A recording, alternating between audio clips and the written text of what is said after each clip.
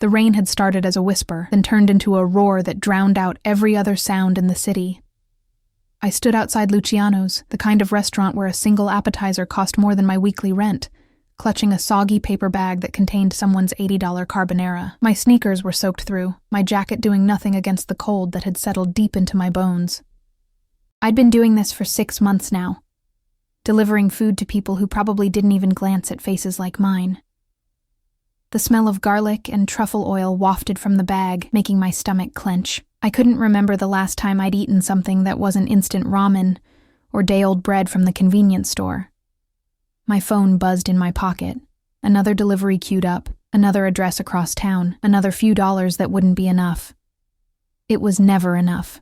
I pushed through the heavy glass door, and the warmth hit me like a physical thing. Crystal chandeliers caught the light and scattered it across white tablecloths and polished silverware. Everyone looked up, not at me, but through me, the way people do when you're wearing a bright red delivery uniform and smell like rain and cheap detergent. I was invisible here, a ghost carrying food from one world into another. The hostess, all sharp cheekbones and sharper judgment, pointed toward the back without a word. Table 12. I wove between tables where couples murmured over wine that cost more than my security deposit, past businessmen who loosened their ties and laughed too loud. That's when I saw him. He sat in the corner booth, the kind of spot that gave a clear view of every entrance and exit. Even seated, I could tell he was tall, built like someone who'd learned young that the world was something you either dominated or got crushed by. His suit was black, expensive in a way that didn't need labels, the kind of tailoring that whispered old money and older violence. Dark hair swept back from a face that could have been carved from marble, all sharp angles and harder edges. But it was his eyes that stopped me mid-step. Dark, almost black, and so intensely focused on the blonde woman across from him that the air around their table seemed to shimmer with tension. She was beautiful in the way magazine covers are beautiful. Perfect hair, perfect dress, perfect smile that didn't quite reach her eyes. She leaned forward, touching his hand, and I saw the massive diamond on her finger catch the light. His fiancée, I realized. Had to be. I approached their table, my heart hammering for reasons I couldn't name.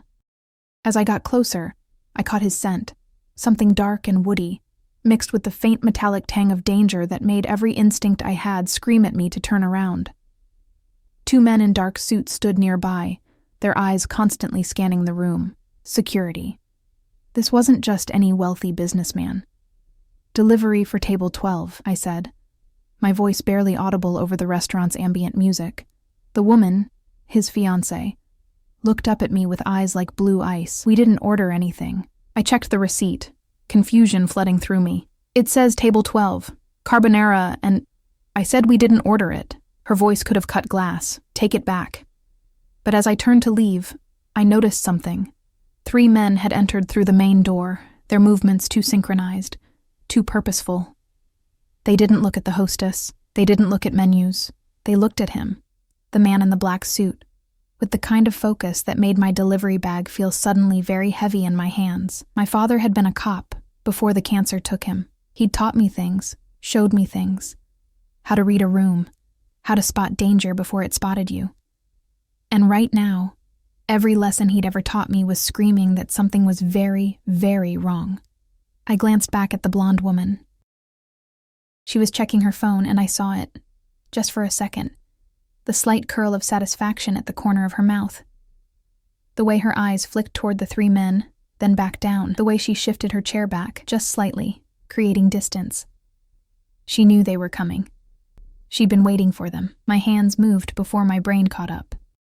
I grabbed a napkin from the next table, pulled the pen from my delivery bag, the same pen I used to get signatures, and scribbled 8 words that would either save a stranger's life or end mine. "Your fiancé set a trap. Leave now." I walked back to their table, my pulse thundering in my ears so loud I was sure everyone could hear it. The 3 men were moving closer, weaving between tables with predatory grace. 30 seconds, maybe less. "Actually," I said, my voice somehow steady despite the terror flooding my system. "This order is for you, compliments of the house." I set the bag down on their table, and as I did, I pressed the folded napkin directly into his hand. His fingers closed around it reflexively, and for one brief electric moment, our eyes met. Up close, he was devastating. Dangerous and beautiful like a blade catching firelight. His gaze held mine for a heartbeat, then dropped to the napkin. I saw the exact moment he read it. His jaw tightened almost imperceptibly, and something dark and lethal flickered across his face. He didn't look at the blonde woman. He didn't look at the approaching men. He looked at me. Really looked at me, like I'd suddenly become the only visible person in the room. "Thank you," he said, his voice low and rough, textured like expensive whiskey. Then, to the woman across from him, "We're leaving. Now." "What?" She blinked, her perfect mask slipping for just a second. "But we haven't even—" "Now, Isabella." The command in his voice was absolute. He stood in one fluid motion, his hand closing around her wrist. Not gentle, but not quite rough either. The two security men flanked them immediately, and I saw one speak urgently into an earpiece. The three approaching men stopped, their hands moving inside their jackets. Everything happened at once. The man in the black suit moved toward a side exit I hadn't noticed before, pulling his fiancée behind him. One of his security men stepped between him and the approaching threat. The restaurant erupted into chaos. People screaming, chairs scraping, dishes crashing, and I stood there, frozen, clutching an empty delivery bag, as gunshots shattered the crystal chandeliers above.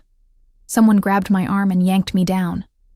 I hit the floor hard, my palms scraping against polished wood. More shots. Breaking glass. A woman's scream that cut off too suddenly. The acrid smell of gunpowder mixed with truffle oil and terror. I crawled under a table, my breath coming in ragged gasps. Through the forest of chair legs and panicked feet, I could see the side exit where he'd disappeared. One of his security men was down, blood pooling beneath him. The three attackers were pushing forward, and more people, restaurant staff, customers, were caught in the crossfire. This was my fault. I'd triggered this. That note. A hand clamped over my mouth, and I tried to scream, but no sound came out. I was yanked backward, pulled through a service door I hadn't seen, into a kitchen that smelled like basil and burning meat. The hand released me, and I spun around, ready to fight, ready to— It was him. The man from table 12 stood in front of me, his suit jacket torn at the shoulder, a thin line of blood on his temple. His security man flanked him, gun drawn. And behind them, looking furious and frightened in equal measure, was the blonde fiancée. "Who sent you?" His voice was deadly calm, each word precisely placed like a chess piece moving toward checkmate. No one sent me. I'm just a delivery girl. I saw— You saw what, exactly? He moved closer, and I backed against a steel prep counter, my hands gripping the cold metal. His eyes were black holes that could swallow you whole. This close? I could see the violence written into every line of his body, the kind of danger that didn't need to announce itself.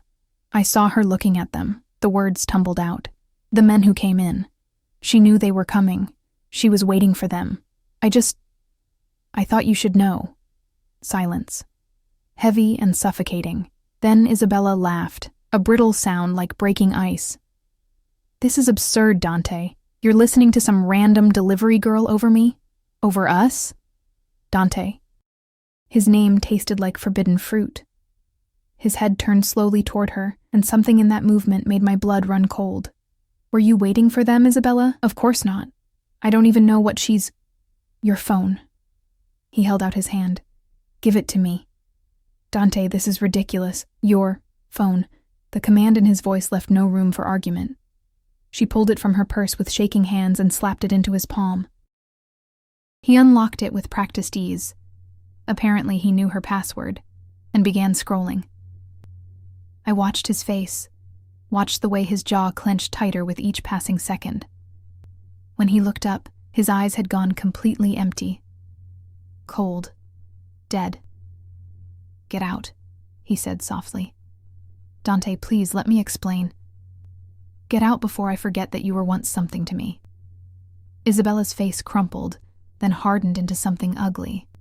She looked at me with pure hatred. "This is your fault, you stupid little—" The security man stepped forward, cutting off her words. She stumbled back, then turned and ran, her heels clicking against tile like the countdown to detonation. And then there were 3 of us in that kitchen. Me, Dante, and his security man, while chaos continued to reign in the restaurant beyond the door. Dante turned those black eyes back to me, and I realized with sudden, terrifying clarity that I'd just destroyed a Mafia boss's engagement and saved his life in the same breath. I had no idea which of those things would get me killed first. "What's your name?" he asked. "Mara," I whispered. "Mara Chen." He studied me for a long moment, and I felt stripped bare under that gaze, every secret and scar exposed. Then he reached into his jacket. I flinched and pulled out a business card. Not a gun. A card. "You saved my life tonight, Mara Chen." He pressed the card into my hand, his fingers warm against my cold skin. "That means you're mine now, under my protection, whether you want it or not. I don't understand. You will." He turned toward a back exit, his security man already checking the alley beyond. Then he paused, looked back at me over his shoulder. "Someone will contact you. When they do, you come, no questions. Understand?" I nodded, unable to form words. He disappeared into the night, leaving me alone in a kitchen that smelled like burning dreams, clutching a business card that would change everything. The card was simple, black with silver lettering, Dante Moretti. Below it, a phone number. Nothing else. I heard sirens in the distance, getting closer, and knew I needed to leave before the police arrived. Before they started asking questions I couldn't answer. I slipped out the back exit, into an alley that reeked of garbage and rain and the metallic tang of blood. My delivery bag was gone, lost somewhere in the chaos. My phone was still buzzing with notifications, missed deliveries, angry messages from my dispatcher, threats about my job. None of it mattered anymore. I'd slipped a note to a Mafia boss, and now my life belonged to him.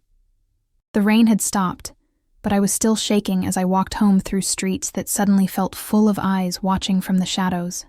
I didn't sleep that night. My apartment was a 5th-floor walk-up in a building that should have been condemned decades ago. The radiator clanked and hissed but produced no heat, and the window didn't close all the way, letting in a draft that made the cheap curtains flutter like ghosts. I sat on my mattress, no bed frame, just the mattress on the floor, and stared at Dante Moretti's business card until the words blurred together. The news was calling it a gang-related shooting at upscale restaurant. 3 dead, including one of Dante's security men, 7 injured. The police were looking for witnesses. They had grainy security footage of a person of interest in a red delivery uniform. Me. My phone buzzed for the 100th time.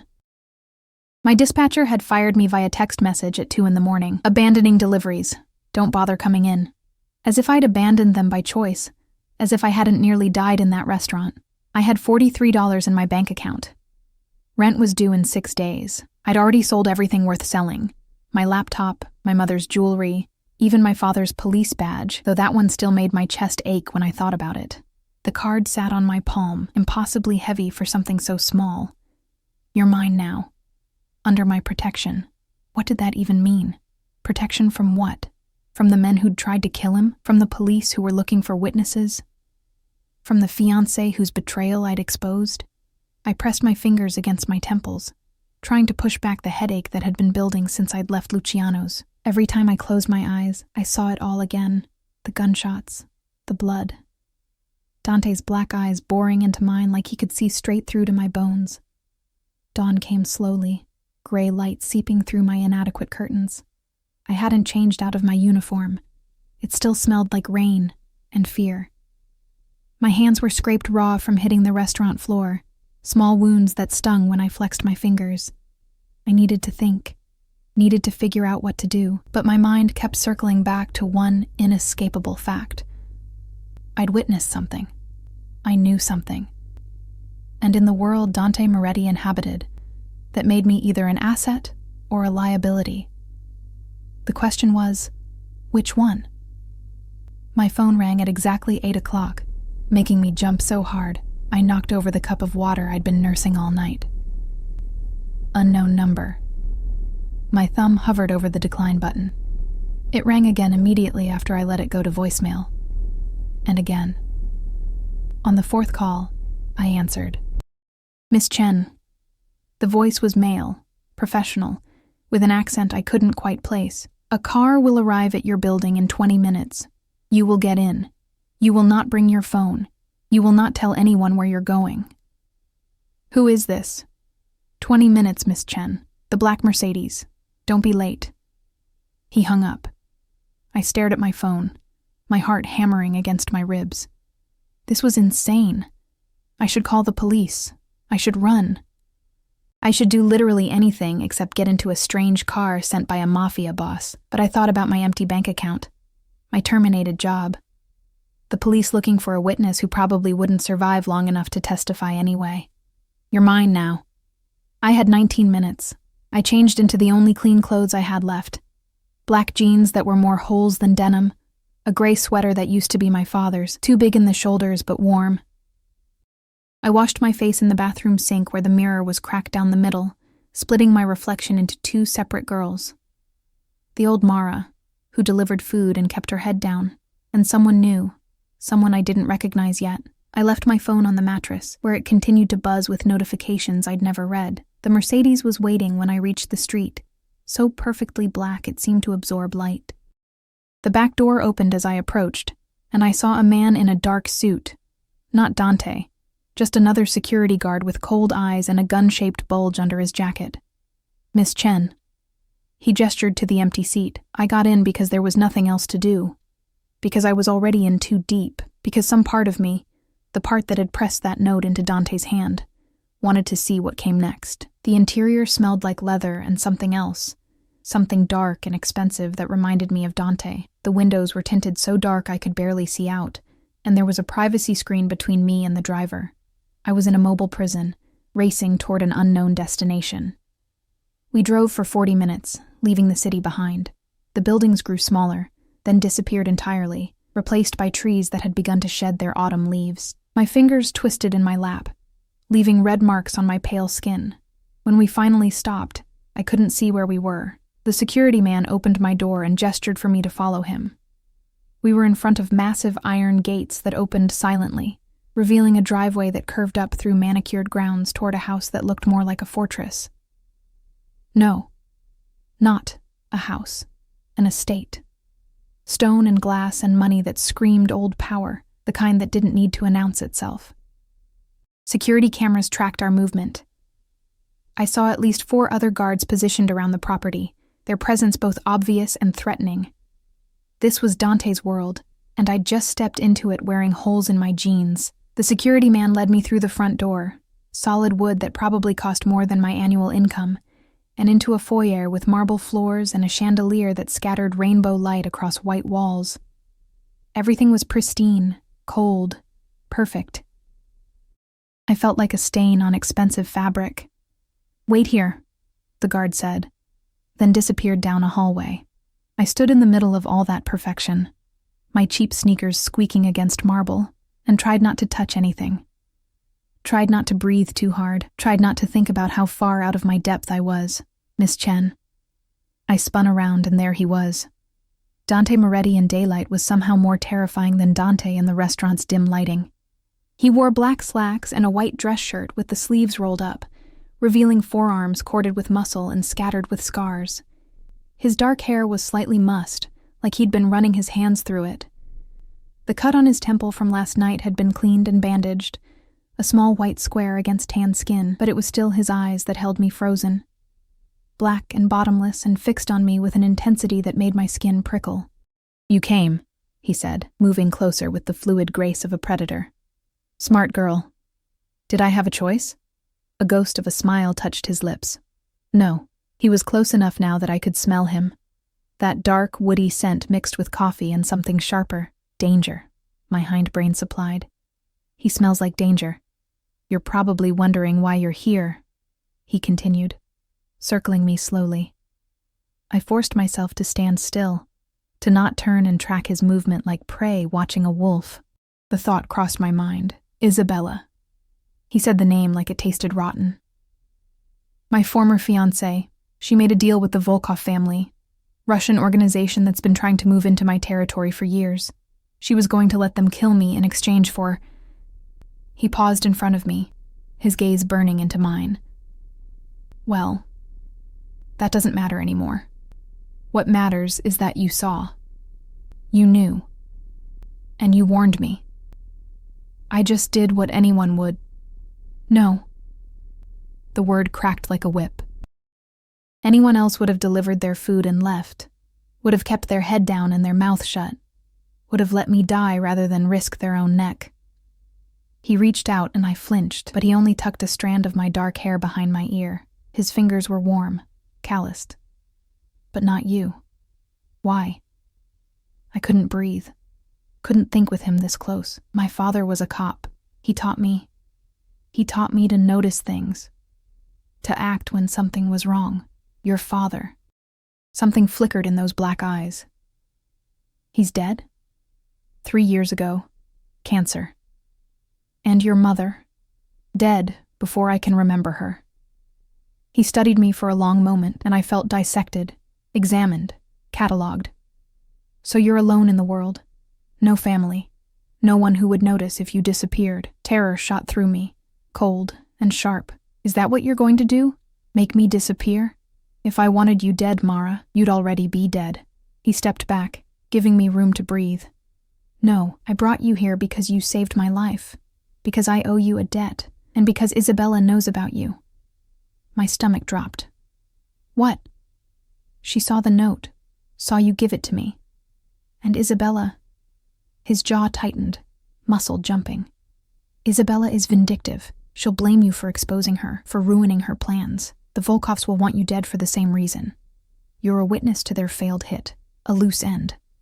I didn't see anything. I don't know anything. I was just... Doesn't matter what you know or don't know. He moved to a side table where someone had left coffee in a silver pot. Poured 2 cups without asking if I wanted any. They'll assume you know everything, assume I told you things, and they'll come for you. He handed me a cup, and I took it with shaking hands. The warmth bled through the porcelain, anchoring me to reality. So, what happens now? I whispered. Now you stay here, under my protection, in my home. He sipped his coffee, watching me over the rim. Until Isabella and the Volkovs are dealt with. Stay here? For how long? As long as it takes. I can't just... I have bills. Rent. I need to find another job. All taken care of. He waved a dismissive hand. Your landlord has been paid through the end of the year. Your belongings are being collected as we speak. You'll have everything you need here. The coffee cup slipped from my fingers, shattering against marble in an explosion of porcelain and dark liquid. You can't just take over my life. I can. I have. He set his own cup down with deliberate care. You became my responsibility the moment you gave me that note. Mine to protect. Mine to keep safe. He moved closer, backing me against the wall until I could feel the cold stone through my sweater. Mine. The word hung between us, heavy with implications I didn't want to examine. This is insane, I breathed. This is survival. His hand came up, bracing against the wall beside my head. You think you can go back to your life? Go back to delivering food? Living in that death trap apartment? They'd find you in a day, maybe less. And when they did, he leaned in, his lips almost brushing my ear.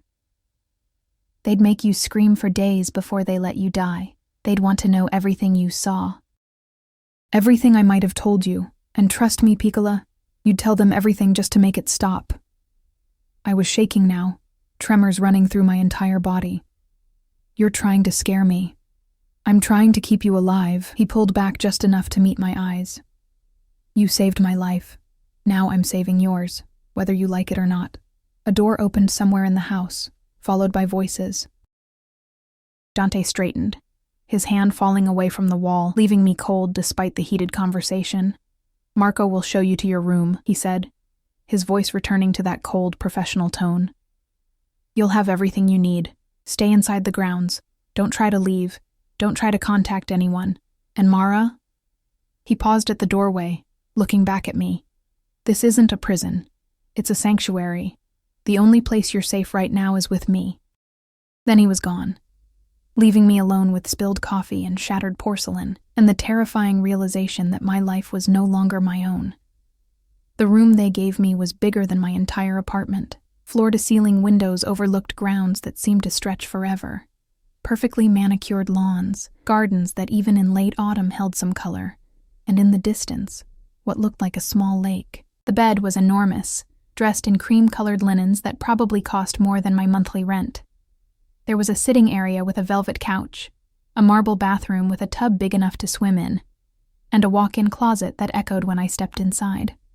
My belongings, when they arrived 2 hours later, looked pathetic spread across that massive bed.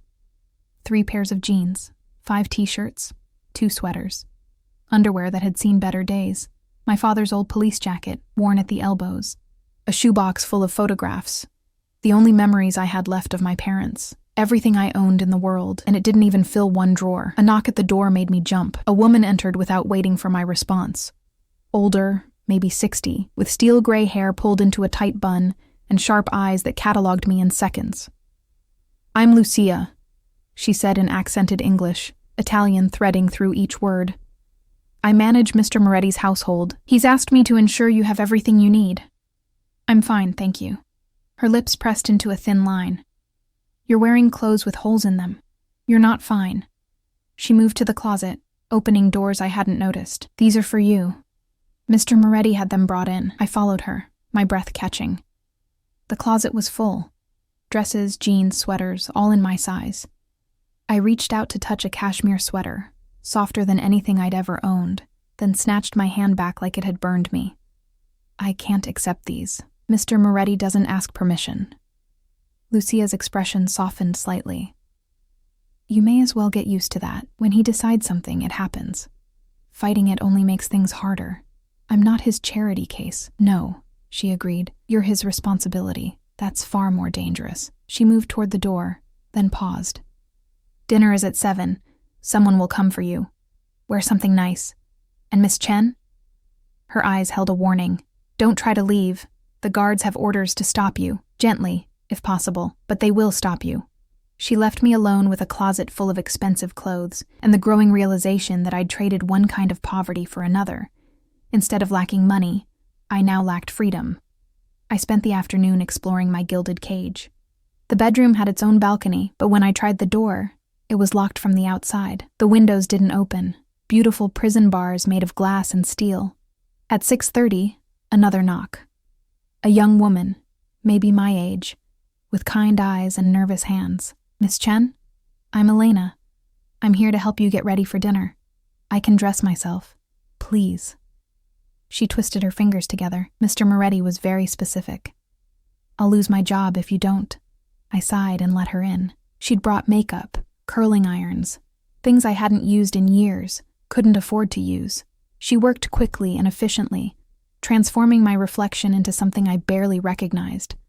Dark hair falling in soft waves, subtle makeup that made my eyes look huge and my skin luminous. The dress she picked was simple, but elegant, deep green that brought out the golden undertones in my skin. It fit perfectly, hugging curves I usually hid under baggy clothes. "You look beautiful," Elena said softly, "like you belong here, but I didn't belong here. I belonged in a cramped apartment with a broken radiator, delivering food to people who never saw me. This was just another costume, another way of being invisible." Marco, the security guard who'd driven me here, came to escort me downstairs at precisely 7 o'clock. We walked through hallways lined with art that was probably worth millions, past rooms I glimpsed but didn't dare enter. Everything whispered of old money and older violence. The dining room took my breath away.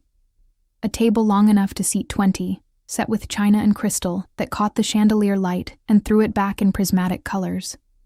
And at the head of the table, Dante Moretti, wearing a black suit that looked like sin tailored by angels. He stood when I entered, his eyes tracking over me in a way that made heat crawl up my neck. "Mara, you look..." He paused, something dangerous flickering across his face. "Beautiful. You didn't have to do all this." I gestured at the dress, at the room, at everything. The clothes, the room, any of it. "Sit." It wasn't a request. I sat in the chair Marco pulled out for me, 3 seats down from Dante. Too close and not close enough. The table stretched between us like a battlefield. Staff appeared with wine, with appetizers that were tiny works of art. I didn't touch anything. My stomach too twisted to even think about eating. "You're angry," Dante observed, swirling wine in his glass. "I'm trapped. You're protected. Same thing, from where I'm sitting." His lips curved into something that wasn't quite a smile. "Tell me about your father, the cop who taught you to notice things." I didn't want to talk about my father. Didn't want to give Dante any more pieces of myself. But something in his expression, genuine curiosity mixed with that intense focus, made the words spill out anyway. He was a good man. Honest cop in a city that didn't want honest cops. He saw things others missed, taught me to do the same, to watch people's hands, their eyes. To know when something was wrong. I picked up my wine glass just to have something to do with my hands. He died broke and broken, eaten alive by cancer and medical bills. All that goodness got him was an early grave. And yet you still did the right thing, warned me, even though it cost you everything. Maybe I'm just stupid. No. Dante set down his glass with careful precision. "You're extraordinary. Do you know how many people witnessed what Isabella did? 3 members of my own security detail saw her looking at those men, saw the recognition. But they said nothing, because they were smart, because they knew that getting involved meant becoming a target. Then they were smarter than me. They were cowards." His voice had gone cold, deadly, and they're being dealt with accordingly. I didn't want to know what "dealt with accordingly" meant in his world. We ate in silence for a while, staff appearing and disappearing like ghosts. The food was incredible, each course more elaborate than the last, but it all tasted like ash in my mouth. "Tell me about Isabella," I said finally. "Why was she trying to kill you?" Dante's jaw tightened. "Money. Power. The usual reasons people betray those they claim to love." He pushed food around his plate without eating. "Her father runs a smaller operation, wanted to merge with mine through marriage. I agreed because it made strategic sense. Because Isabella was beautiful and appropriate, and I thought," he laughed, bitter and sharp. "I thought she understood what it meant to be in this world, the loyalty it requires, but she fell in love with someone else? Worse, she got greedy. The Volkovs offered her more than I could give her through legal means, offered to let her father's organization absorb mine after I was dead. She'd have everything, the money, the power, the territory, and she'd have it without having to actually marry me." The hurt in his voice was subtle, but there, buried under layers of ice and rage. For just a moment, I saw him as something other than a terrifying mafia boss, saw him as a man who'd been betrayed by the woman he'd planned to marry. "I'm sorry," I said softly. His eyes snapped to mine, sharp and searching. "Don't pity me, Mara. I'm not some wounded animal. I don't pity you. I know what betrayal feels like. What it's like to trust someone and have them destroy you."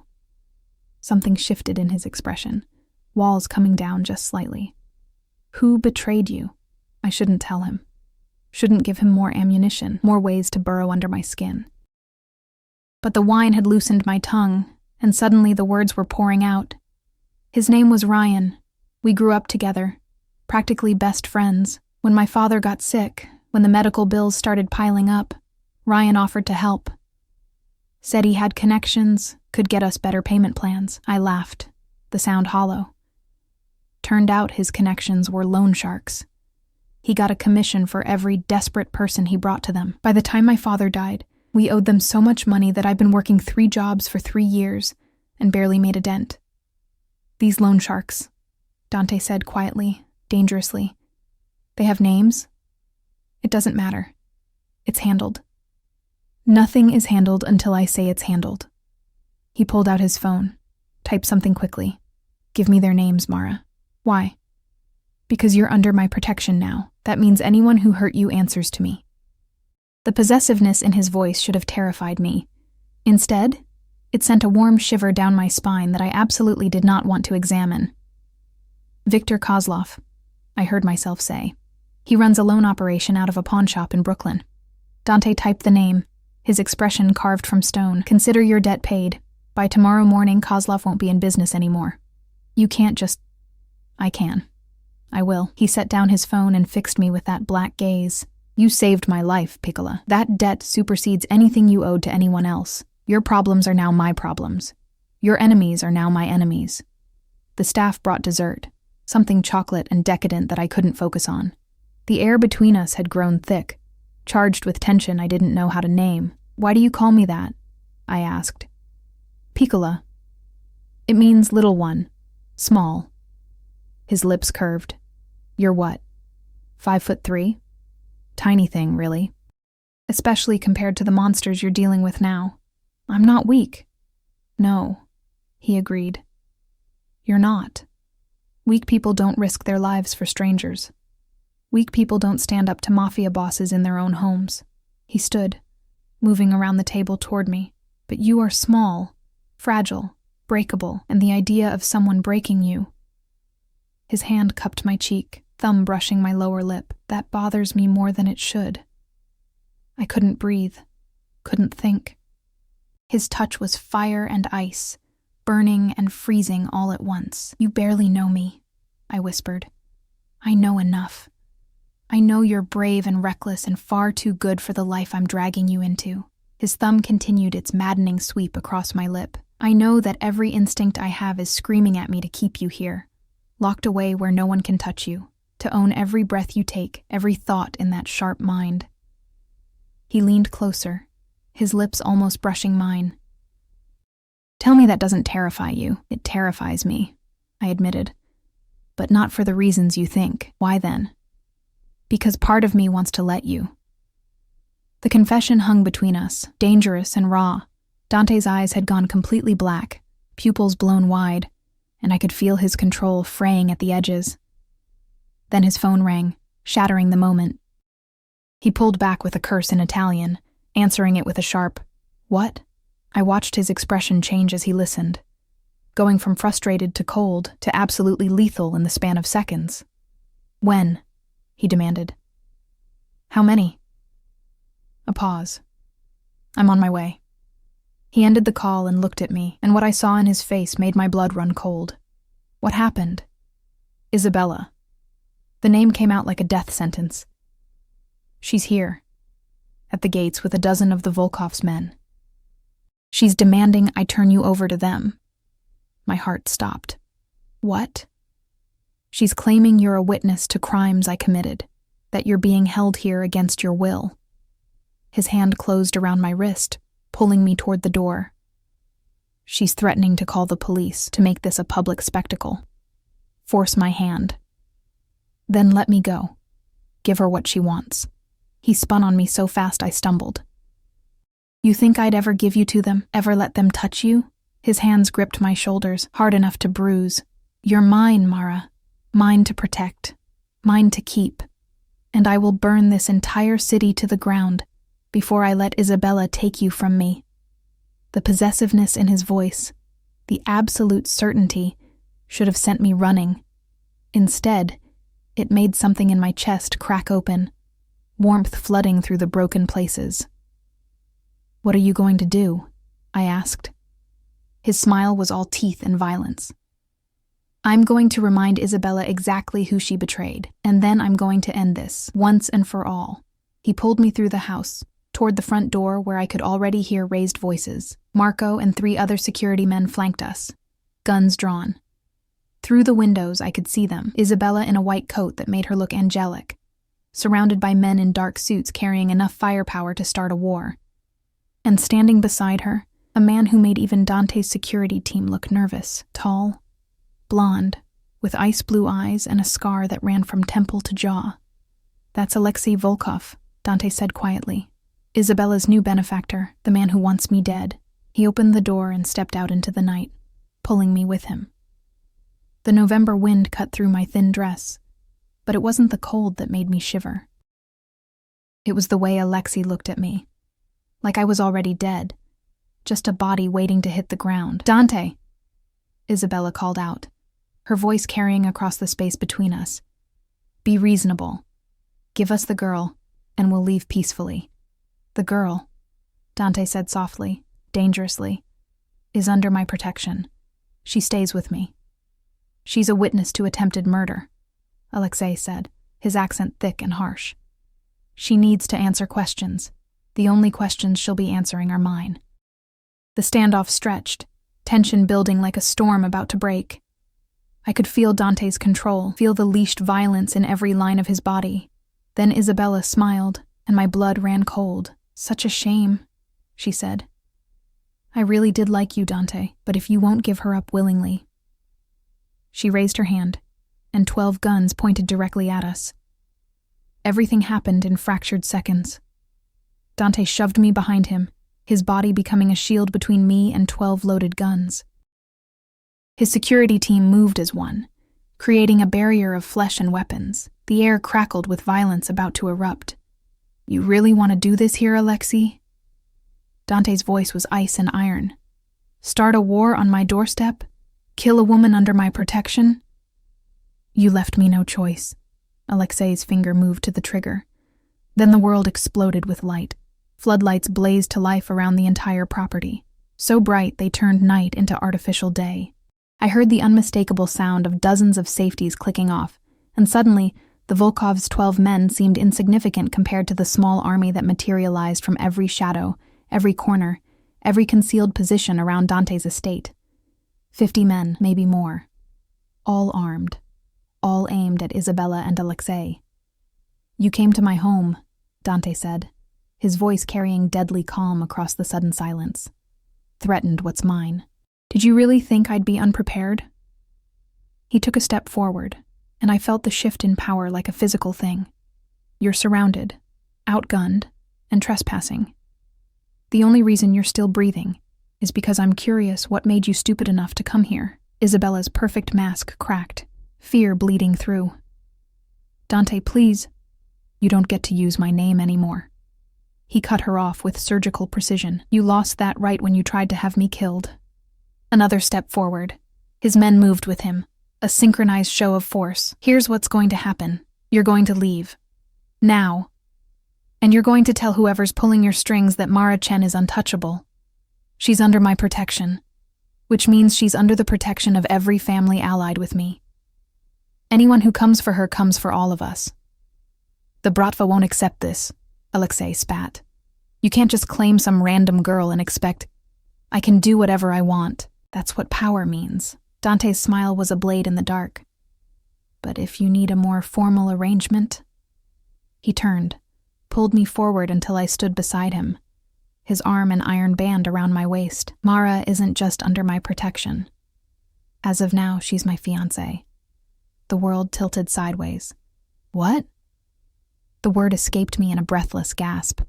Congratulations are in order, I think. Dante looked down at me, and what I saw in his eyes stole my breath. Possession, determination, and something darker I couldn't name. Isabella wanted to destroy what was mine. So I'm replacing her with someone who actually has loyalty, who actually has worth. My mind screamed that this was insane, that I should protest, should fight. But his grip tightened in warning, and I understood. This was survival. This was the only play that made me too valuable to kill.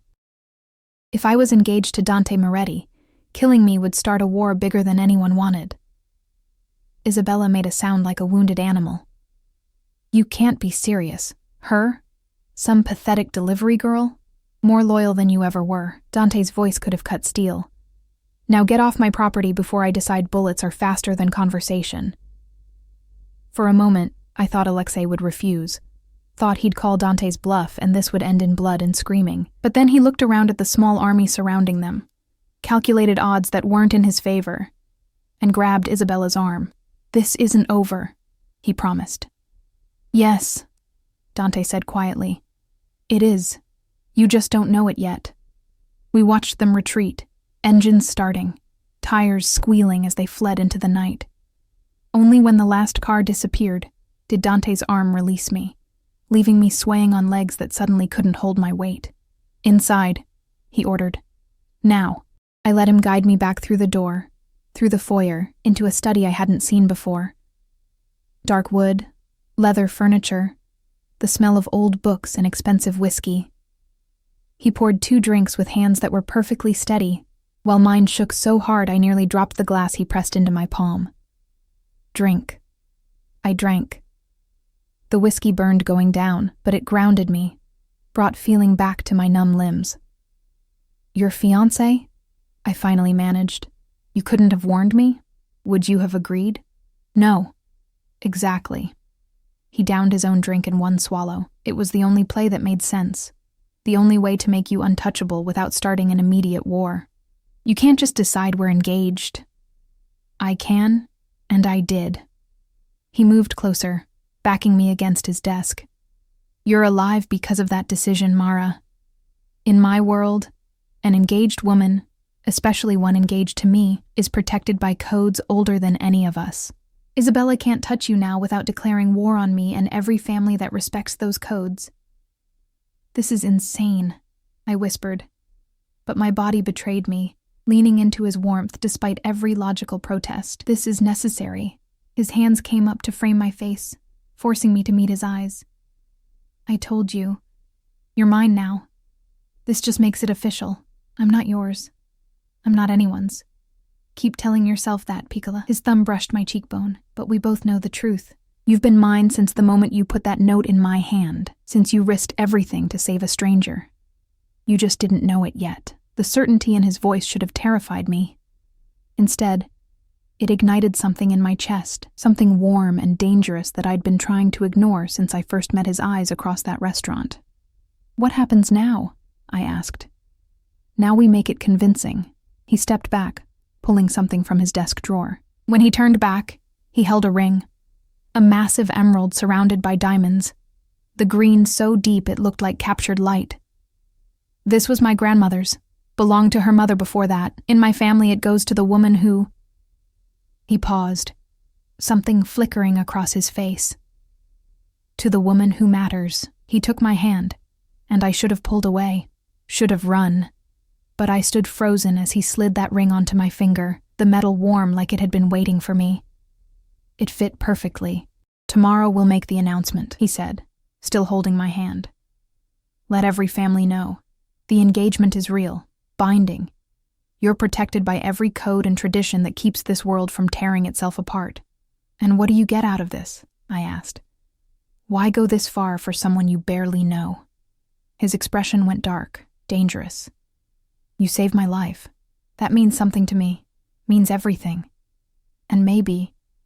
He pulled me closer, until our bodies were almost touching. Maybe I want something real, something that isn't built on strategy and alliances. Maybe I want someone who chose to protect me when they had nothing to gain and everything to lose. I'm not her, I said.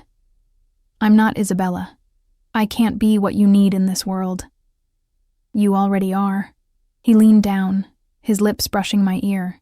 You're brave and loyal, and you don't know how to lie. In my world, those qualities are rarer than diamonds. His breath was hot against my skin. So yes, Mara Chen, you're my fiancé now. You'll wear my ring, live in my house, and let me protect you. And eventually, his hand slid to the small of my back, pulling me flush against him. Eventually, you'll stop fighting what we both feel. I couldn't breathe, couldn't think past the heat of his body, the intensity of his gaze. This is just pretend, I whispered, trying to convince myself as much as him. Keep telling yourself that. His smile was dark promise, but we both know the truth. He released me suddenly, leaving me cold despite the warmth of the room. Marco will take you back to your room. Rest. Tomorrow, your new life begins. I walked to the door on unsteady legs, that massive ring heavy on my finger. At the threshold, I turned back. Dante stood at the window, silhouetted against the night, looking every inch the dangerous man he was. Why me? I asked one more time. Really? He didn't turn around. Because you saw me, Mara. Not the money or the power or the fear. You saw a man about to die, and you chose to save him. No one's done that in a very long time. I left him there, surrounded by shadows and secrets, and let Marco guide me back to my golden cage. The ring caught the light as I walked, throwing green fire across the walls. I was engaged to a Mafia boss. My life would never be the same. 3 weeks passed in a blur of unreality. The announcement went out the morning after that confrontation at the gates. Formal notifications to every major family, every organization that mattered in Dante's world. Mara Chen, formerly nobody, was now engaged to one of the most powerful men in the city. The ring on my finger became both shield and shackle, protecting me while binding me to a life I'd never chosen. The media picked up the story within days. "Mystery woman captures notorious bachelor's heart," screamed one headline. Another called me a modern Cinderella. They didn't know how right they were. I'd gone from rags to riches overnight. But this fairy tale had teeth. Dante was attentive. Possessive in ways that should have sent me running, but instead made my pulse race. He insisted I eat breakfast with him every morning, our conversations ranging from my childhood to his business dealings, though he kept the darkest details carefully hidden. He had clothes designed specifically for me, listened when I mentioned liking old movies, and filled the estate's library with books I'd mentioned wanting to read. But he also had guards shadow my every move within the estate. Had security cameras installed in every room except my bedroom and bathroom. Knew exactly where I was, what I was doing, every moment of every day. It should have felt like a prison. Sometimes it did. But other times, when he looked at me with those black eyes full of possessive heat, when his hand found mine at dinner, when he unconsciously moved his body between me and any perceived threat, those times, it felt dangerously close to something else entirely. The loan sharks who'd held my debt disappeared. Just gone. Their operation shut down overnight. Dante never mentioned it, but I knew. Just like I knew that 3 of the men who'd attacked the restaurant had been found dead in the river, and Isabella's father's organization had suddenly pledged loyalty to Dante rather than alliance with the Volkovs. The pieces on Dante's chessboard were moving, and I was no longer just a pawn. I was the queen, protected, powerful, and completely trapped. On the 22nd day of my captivity, because that's what it was, no matter how gilded, everything changed. I woke to silence. Wrong silence. The estate was never truly quiet. There were always guards, staff, the hum of security systems. But that morning, nothing. Just eerie, suffocating stillness. I grabbed my phone from the nightstand, the new one Dante had given me, secure and monitored, and called his number. It went straight to voicemail. Panic fluttered in my chest. I threw on jeans and a sweater, opened my bedroom door to find the hallway empty. No guards, no staff. Just abandoned silence that screamed danger. "Hello?" My voice echoed through empty corridors. Nothing. I made my way downstairs, my heart hammering so hard I could hear it. The foyer was empty. The kitchen, abandoned. Every room I checked was the same. No people, no signs of life, just that terrible silence. Then I heard it. A muffled sound from below, from somewhere deeper in the house. I found the door tucked behind a bookshelf in Dante's study, a hidden entrance I'd never noticed before. It stood slightly ajar, revealing stairs that descended into darkness. Every instinct screamed at me to run, to hide, to call for help. But Dante was down there. I knew it with bone-deep certainty. I took the stairs slowly, one hand trailing the wall for balance. The temperature dropped with each step, and I could smell it now. Blood, and gunpowder, and fear. The basement was massive, industrial. And at the center of it all stood Dante. He was covered in blood, not his own, I realized with sick relief. His white shirt was ruined, sleeves rolled up to reveal forearms splattered with red. His hair was disheveled, falling across his forehead, and his eyes... God. His eyes were completely black, empty of everything except cold purpose. 3 bodies lay at his feet, and tied to a chair in front of him, beaten and bloodied but still breathing, was Alexei Volkov. "Mara." Dante's voice was rough, used. "You shouldn't be here." But I couldn't move, couldn't tear my eyes away from the scene in front of me. This was Dante's world, the violence he'd been shielding me from, the darkness he carried. I couldn't find anyone, I heard myself say. The house was empty. I sent them away. This needed to be private. He turned back to Alexei, pulling a gun from the table beside him. "He came for you, Piccola. Broke into my home with 12 men, thinking he could take what's mine while I slept. Where are they?" I whispered. "The 12 men. Dante's smile was terrible. Dead. All of them. But I kept him alive because he needs to understand something before he dies. He pressed the gun to Alexei's temple. You thought you could take her from me. Thought you could use her to hurt me. But she's not a weapon you can turn against me, Alexei. She's not a weakness. She's your only weakness. Alexei spat blood. And when you're dead, we'll make her scream. The gunshot was deafening in the enclosed space. Alexei's head snapped back, then forward, his body going slack against the restraints. Dead before the echo faded. I should have screamed, should have run, should have been horrified. But all I felt was relief. He couldn't hurt me now, couldn't threaten me, couldn't take me from Dante. When had this become my reality? When had I started thinking of Dante as safety instead of danger? He was in front of me suddenly, his bloody hands cupping my face. Are you all right? Did any of them touch you? No. I'm fine. The silence woke me. I'm sorry. And he genuinely looked it, the emptiness in his eyes filling with something warmer. I tried to finish this before you woke up. Tried to keep this from you. The others? I asked. Isabella? Dead. No emotion in the word.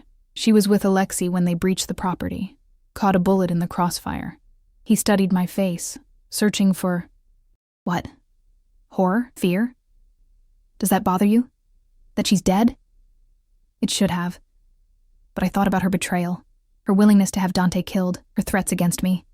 No, I admitted, it doesn't. Something shifted in his expression. Satisfaction, possession, dark pleasure. You're becoming one of us, Piccola. Learning to see the world as it really is. Is this what my life will be now? Violence and death? I'll do everything I can to keep you from it. But yes, as my wife, you'll need to understand this world. Accept it. His thumb brushed my cheekbone, leaving a smear of blood. Can you do that? Can you accept what I am? I looked past him at Alexei's body, at the evidence of violence that surrounded us, thought about the past 3 weeks. The protection, the possessiveness, the way Dante looked at me like I was something precious and dangerous all at once. I should say no. Should demand he let me go, return me to my old life. But there was no old life to return to. That girl who delivered food and kept her head down had died the moment she pressed a note into a stranger's hand. Yes, I whispered. I can accept it. Accept you. The kiss was inevitable, urgent, tasting of copper and desperation. His bloodied hands pulled me closer, and I went willingly, pressing against him despite, or maybe because of, the violence that surrounded us. This was who he was, dangerous, deadly, mine. When he pulled back, his eyes had gone molten. Marry me. Really marry me. Not just for protection or strategy. Marry me because you want this, want us. We barely know each other. I know you're brave, know you're loyal, know you see me, really see me, and don't look away. His forehead pressed against mine. I know that every moment you're not with me, I'm thinking about where you are, if you're safe, if you need something. I know that the idea of you leaving makes me want to burn the world down. That's enough, Mara. That's more than most people get. He was right. In 3 weeks, he'd learned me better than people I'd known for years. Had protected me, provided for me, possessed me in ways that should have been terrifying, but felt like coming home. Okay, I breathed. Yes, I'll marry you. Really marry you. The smile that crossed his face transformed him, made him look younger, almost vulnerable. Tomorrow. We'll do it tomorrow. I'm not waiting, not giving you time to change your mind. Tomorrow, I agreed, sealing my fate. The wedding was small, private. Just Dante's most trusted men and Lucia, who cried through the entire ceremony. I wore white silk that felt like water against my skin, and Dante wore black, looking every inch the beautiful monster he was. We married in the estate's garden as winter's first snow began to fall. Our vows witnessed by men who'd killed for him, and would kill for me now too, when he slipped a second ring onto my finger. A simple platinum band that nestled against his grandmother's emerald. I felt the final lock click into place. I was Mara Moretti now, protected, possessed, and no longer alone. The reception was loud and long, full of laughter and music and dancing. Dante kept me close the entire time, his hand never leaving mine, his eyes tracking my every movement. Possessive, protective, mine. Later, when everyone had left and the estate was quiet again, he carried me upstairs to a master bedroom I'd never seen before. Our bedroom now.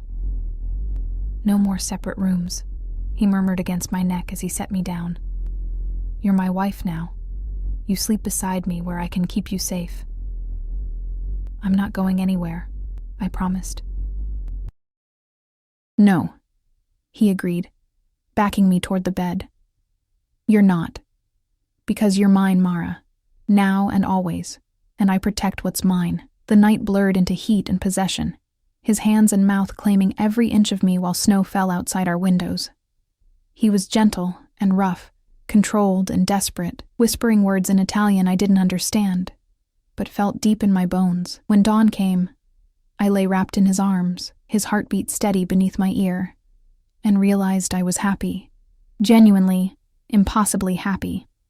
I'd started as a delivery girl trying to survive, had become a witness, then a protected asset, then a fake fiancée, and somehow, through all of it, I'd become something I'd never expected. Loved. "What are you thinking?" Dante's voice was rough with sleep, his hand trailing patterns on my bare back. "That my life is insane," I admitted. "That 3 weeks ago, I was nobody, and now I'm married to you. You were never nobody." His arms tightened around me. "You were always extraordinary. You just needed someone to see it." I tilted my head up to look at him. This dangerous, beautiful man who'd stolen my life and given me a new one. "I don't regret it. Any of it." "Good."